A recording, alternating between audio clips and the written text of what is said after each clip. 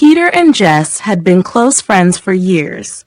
They went to the same college and shared countless memories. But a few days ago, Peter moved to a new city for work. With his busy schedule, it was difficult to keep in touch, but one evening, Peter finally got the chance to call Jess. When she picked up, Jess was excited to catch up and hear all about his new life. However, Peter had something unusual to share. "I've got something really interesting to tell you, Jess," he said, a strange excitement in his voice. "But I can't tell you over the phone. Let's do a video chat tomorrow night at 9 p.m. Intrigued and curious, Jess agreed. The next evening, they connected on Skype as planned. The video flickered on, and Jess couldn't help but notice Peter's new apartment. "Hey, nice room," she said. Peter smiled, but there was something off about his expression. "Jess, I've been having a really hard time finding a place to live because of the high rents here," Peter began. "But then I found this apartment. The rent was incredibly low, and it's close to the subway. I didn't even think twice. I paid the advance and moved in immediately. But ever since I moved in, I haven't been able to sleep properly. Every night, there's this eerie feeling like something's not right. So I started asking around, and what I found out, it's disturbing." Peter paused, and Jess leaned closer to the screen, her interest piqued. "What did you find out?" Peter's voice lowered. 3 people have died in this apartment, Jess. A family, a husband, wife, and their 11-year-old son. They were brutally murdered here." Jess gasped. "Oh my God, that's terrifying. But why? Who did it?" Peter shook his head. "That's the thing. No one knows. The police never found the killer or the reason why. But there's more. The murder weapon was a fork, Jess. Someone used a fork to mutilate that entire family." Jess felt a chill run down her spine. "That's so messed up. A fork? Who would do something like that?" Peter's eyes glinted with a strange light. "I don't know, but I have an idea. Do you remember that book we read in college? The one about summoning spirits? We never got to try it out, right? Well, I think this is the perfect time to see if it really works." Jess hesitated. "I don't know, Peter.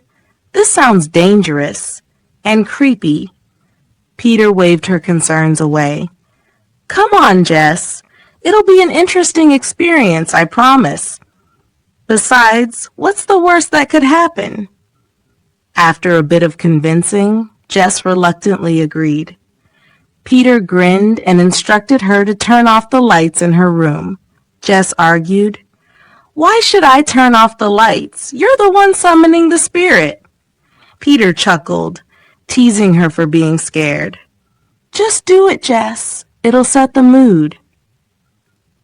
With a sigh, Jess turned off her lights, leaving only the dim glow of the computer screen to light her face. Meanwhile, Peter began the ritual. He pricked his thumb with a needle, drawing a small drop of blood. Carefully, he smeared the blood on a piece of paper, making 2 small marks at equal distances from each other. He then lit 2 candles and placed them on the blood marks.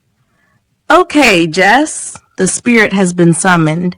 Now we can ask it any question we want. The candle closest to the answer will flicker." Peter started the chant. "Spirit, spirit, come here. Spirit, spirit, come here. Spirit, are you here?" For a moment, nothing happened. But then one of the candles flickered. Peter's eyes widened in excitement. "Jess, it's working. The spirit is here." Jess felt a knot of fear tightening in her stomach. "Ask it. Ask if it's the spirit of the boy." Peter asked, "Spirit, are you the boy who lived here?" The candle flickered again. Peter continued. Were you murdered? Another flicker. Did someone you knew kill you? The candle danced in the faint breeze, confirming their worst fear. Jess was horrified. Peter, this is too much. We should stop. But Peter was caught up in the moment. Not yet. I need to know more. He asked the spirit if it was the boy's father who had killed him. The candle remained still. Was it his mother? Peter's voice trembled slightly as he asked. This time, the candle flickered violently. Peter's heart raced. Jess, it was his mother, but why? Why would she do such a thing? Suddenly, Peter remembered something. Wait, I forgot to ask. Are there any other spirits with you? He posed the question, and the candle flickered once more. Is your father with you? The flame was still. Is your mother with you? The candle flickered, confirming her presence. Jess's breath hitched as she whispered, Peter, I think I saw something move behind you. Peter turned sharply, irritation in his voice. Stop joking around, Jess. This isn't funny. I'm not joking, Peter. I swear something was there. Peter was about to dismiss her fears when suddenly he felt a cold shiver down his spine. All right, I'm sending the spirit away now. He chanted, Spirit, return where you came from. Spirit, are you leaving? Spirit, are you here? After a few moments of silence, the candles stopped flickering. Peter let out a breath he didn't realize he was holding. I think it's gone. Jess and Peter both sat in stunned silence, trying to process what had just happened. Suddenly, Peter felt a strange discomfort in his throat. Hang on, Jess. I'm going to grab some water. Be right back. Hurry up, Peter.